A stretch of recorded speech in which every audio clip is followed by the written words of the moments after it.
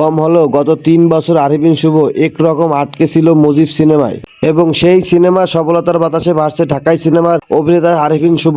সেই ভাষা থামিয়ে এবার নতুন সিনেমার খবর প্রকাশ্যে আনলেন শুভ। তার নতুন ছবি নীলচক্র সোশ্যাল মিডিয়া অ্যাকাউন্টে প্রকাশ করলেন নতুন সিনেমার ফার্স্ট লুক পোস্টার। প্রকাশিত ওই পোস্টারে দেখা গেছে তীক্ষ্ণ দৃষ্টিতে তাকিয়ে আছেন শুভ, সেটা আছেন লম্বা চুলের একজনের মাথায়। নতুন সিনেমা নিয়ে শুভ বলেন, নীলচক্র কি নীল হবে না রক্তের রং লাল হবে সেটা দেখার অপেক্ষায়। শিগগিরই আসছে নীলচক্র। যদিও সিনেমাটি কবে মুক্তি পাচ্ছে সেসব পরিষ্কার করা হয়নি এই পোস্টে। নীরবেই কাজ করতে ভালোবাসেন শুভ, তাই তো গত বছর শুটিং শুরুর আগে নতুন সিনেমার খবর দিলেও আর বেশি কিছু বলেননি এই অভিনেতা। ফিল্ম হাউস প্রোডাকশন প্রযোজিত ও ফিল্ম লাইফ প্রোডাকশন নিবেদিত নীলচক্র সিনেমাটি পরিচালনা করেছেন মিঠু খান।